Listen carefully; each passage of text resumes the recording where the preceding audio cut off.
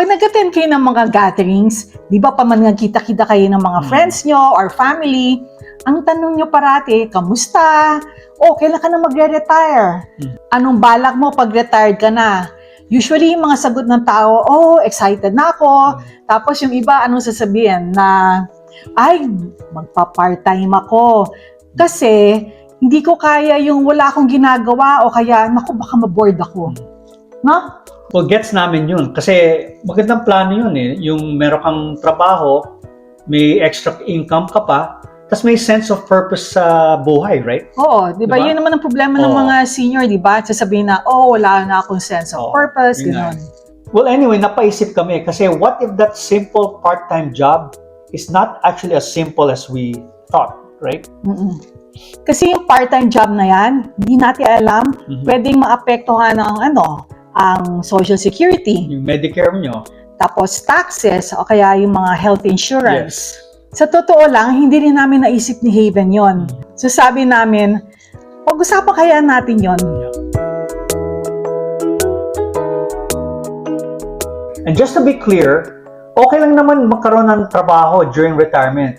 Eh kung gusto mo go for it kasi may sense of purpose at saka structure. Oo. And actually, that's a good thing diba? Ang point lang namin is, before you say yes, you need to know what's gonna be happening in the background. Kasi minsan, akala mo, uy, extra income lang naman yan Pero hindi natin alam na may effect pala yan na hindi natin kaagad nare-realize. And we're not financial advisors, we're just sharing what we learned and yung kung ano yung mga napag-aaralan namin, para for ourselves. Oo, di ba? Yeah. Nagre-research kami ni Haven. Pero tapos, sabay na natin, share na rin namin sa inyo. Yeah, that's diba? the whole purpose behind it. Oo. So let's start with Social Security kasi this is the first and main component that will be affected when you claim for retirement before your full retirement age, which is, in our case, 67. Kasi they have this thing that they call earnings test. Ito yung, they give you like a limit of what you can earn while claiming Social Security. Right. So, ang ibig sabihin yan is like, pag lumagpas ka dun sa limit na yon, Social Security will withhold yung benefit mo. So, what happens is, yung excess amount na yon, for every $2, withhold ng Social Security, $1 from your benefit. Right. So, example, di ba? Kunyari, kumita ka sa part-time job mo, 30,000, di ba? Uy, galing 30,000. Tapos, ang limit is, let's say for the year of 2026 nga is 24,480. So, meron kang excess na 5,520. Plus, yeah. Yeah. So, ang ibig sabihin nun, yung 5,520 divided by 2 kasi nga $2, di ba? 2,760. So, ibig sabihin, Social Security will withhold 2,760. So, hindi ngayon kumpleto yung benefits mo. Hindi naman to permanent kasi ibabalik yan Oo, ibabalik din diba? yan. Oo. Ang problema lang dyan is, if you're within a budget and inaasahan mo yung pera, kasi di ba, pag nasa retirement ka na, meron tayong budget, di ba? Yeah. So, kunyari, nakaset na tayo, ito yung amount na panggastos natin every month. Yeah. Pero kung nabawasan ka, makita mo na lang yung check mo from Social Security. Parang liit. Nabawasan. Nabawasan. O yun, tapos magtataka ka, bakit kaya? Bakit bumaba? Kasi yun. Kinaltasan ka dahil sa part-time job mo. Sometimes they do it real time. So, binabawasan ka kaagad. Pero may time din na they do it after. Yeah. Akala nyo na lang siguro hindi nila makikita. Pero makikita nila yan kasi when you file your tax, huli. Masisilipan yan The following year, masisilip nila yun. Yeah, they will see everything. So masisilip nila yun. So babawasan at babawasan ka pa rin. Yung pa rin sinasabi ni Haven na ibabalik, ibabalik nila yan when you hit your full retirement age. Yun yung... Kunyari, you claimed at 62 and then nakaltasan ka nga ng 62. Because may part-time ka. Sumobra ka. So, babalik yan sa'yo pagdating ng 67. Kung baka retro. Para retro. But iniipon yun, ha? So, no matter what, you'll still get it back. Oo. Ang ano doon is naapektuhan lang yung cash flow. Pag ganyan, Huwag ka na mag-part-time. so ito naman, honestly, itong pinaka-sneaky sa lahat, yung tinatawag na IRMAA or yung IRMA. IRMA, di ba? Ano yun? Ibig sabihin nun, acronym yun ng Income Related Monthly Adjusted Amount. Yun. So basically, pag tumaas ang income level mo, ang magiging epekto nun is ang Medicare premiums tataas rin. Oo. Kaya importante Diba? talaga yung ano, My God. yung income level mo eh. Parati na Yeah. lang, it's always yung income level. You have to be like really mindful. In that safe zone, no? Oo, kailangan nandun ka sa Grabe, safe zone. no? Pwedeng tumaas yung monthly premium mo by hundreds of dollars. Eh, Oo, diba? yeah. So like in a year, ang laki rin nun, no? Pero ito yung nakakagulat. Kasi they look at your income, hindi ngayon. But yung income mo, 2 years prior. Oo. So may delay siya. Yeah. No? Akala mo, ligtas ka na, di Akala ba? mo ligtas ka. Aha.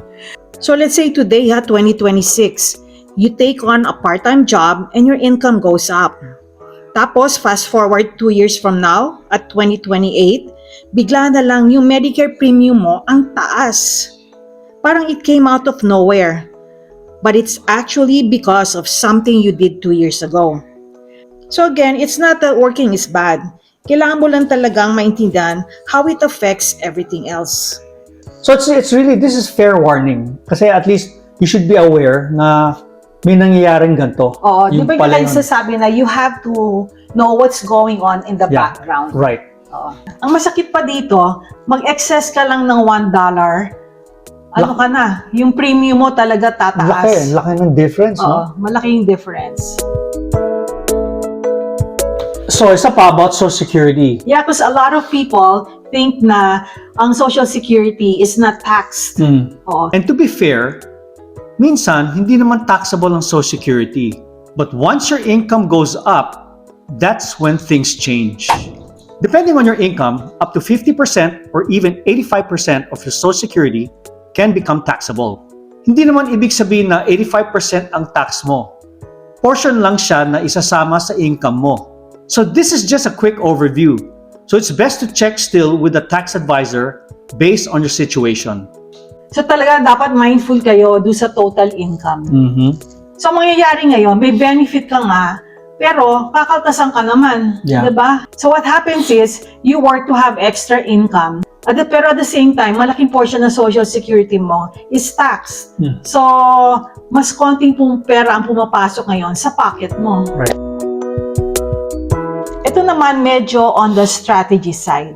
Kasi when you're in your early retirement years, ito yung time na mababa usually yung income mo. Yeah. So pag mababa yung income mo, yung tax bracket mo, mababa rin. Yes. And that's actually a good window to do Roth conversions, right? Oo. Meaning, ililipat mo yung pera mo na usually nasa mga 401, Right. 403, ililipat mo siya sa account na that can grow tax-free. Kasi pag nilipat mo yung money mo na yon from those accounts, it's going to be part of your income. Oo. Yes. And kapag meron kang part-time job, syempre, tataas yung income mo, it's going to push you to a higher bracket. Oo. And when that happens, you're not just paying more taxes on your job income. Now you're also paying more taxes on the money you're converting. So what was supposed to be a low tax opportunity for the Roth conversion, ngayon it becomes more expensive. So we're not only looking at the present income. But also your future opportunities. Yeah. So the next one, ito naman yung mga magre-retire before the age of 65. Kumbaga, wala pang Medicare. Oo, yeah. You know, Yeah.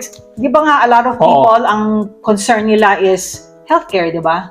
So the people who are going to be retiring before the age of 65, yung wala pang Medicare, they're qualified to A lot of take them, a lot of them they can qualify to take advantage of the Affordable Care Act, Oo.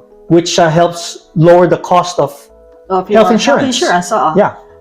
Pero pag nakitang malaki yung ano mo, pera mo, yung income mo, Tepo ka. yung subsidy, it becomes lower. It diba? becomes lower, yes. So you have to pay higher premium. Right. Yan. Kasi ano rin yun parang yeah, you're earning sa mga part-time job mo. But on the other Pero hand, on the other hand, tataas naman yung Yep. health insurance mo. So, parang, I mean, it offsets or sometimes, mas malaki pa ngayon nawawala eh. yes. Kaya alam mo, meron ako naririnig, sinasabi nila na talagang sometimes you really have to look poor on paper. Yeah. Yeah. Para you can get all these benefits. Right. Diba? Instead na magbayad ka ng, additional or higher premium. So, kailangan talaga, strategizing or pinag-iisipan talaga No.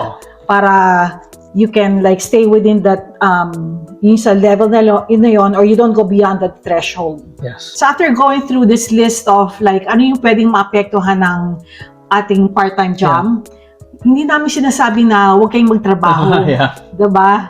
Kung doon kayo masaya, okay lang. Pero sana alam nyo tungkol sa lahat na ito para you can decide. Oo, hindi lang yung basta lang, I have a part-time job. Yeah, pwede na yan. Pwede na yan, okay na yan. Kasi feeling ko automatic yun sa tao na, when I retire, I'm gonna get a part-time job. Yeah. Without thinking of ano yung mga repercussions. Right? Yeah. Oo. Kasi sayang din naman yung pera na, ibabayad mo lang sa tax, di ba? Instead na mapunta sa pocket mo, Yun. doon na pupunta. Yeah. So ano yung natutunan natin dito? Na it's not about stopping work. Yeah. I mean, if you want to go for part-time, go for it. It's really about naman talaga understanding how to connect everything. Yes. Diba? Kailangan talaga pag-isipan. Kailangan magplano. Yeah. Talaga. Kasi getting a part-time job, kung isipin mo, it's something na madali lang, di ba? Yeah. Pero sa totoo lang, it can actually create a ripple effect. Di ba? Ang daming maapektuhan. Katulad ng diniscuss natin, Social Security, Medicare mo, yung Medicare mo, health insurance. Yun. Yun. Ano pa, yung Roth conversion mo, Yun, isa pa yun. mapupunta ka sa higher tax bracket. Mhm. At kung hindi nyo alam kung anong nangyayari at kung ano yung effect nito doon, Yeah. magugulat na lang kayo. Yeah. So we're just giving you an overview of, mga concepts na nalaman natin. Oo. But still, the best people to approach is still your financial advisor. Or if you're... And this is the advantage about this vlog kasi at least you know already what questions to throw in case, the financial advisor will ask, what are your questions? At least alam mo yung mga main concepts na, you can throw it at them and he or she can give you accurate figures on how to budget your... Kasi when you talk to somebody, mas okay yung meron kang alam, diba? You're equipped. Hindi ka yung pupunta ka, hindi ba parang sasabi na pupunta ka sa gera without ammunition? Yeah, or gun. Diba? Hindi pwede yung pupunta ka na wala kang alam. You won't be able to talk intelligently. Right. Diba? At least alam mo yung basic. May concept na ganito. I mean, throw it sa financial advisor nyo. Ganun Hindi kami expert, ha? Hopefully, this vlog gave you something to think about, especially before jumping into getting a part-time job in retirement. Yes. So, thank you very much for watching and See you on the next vlog. Bye. bye!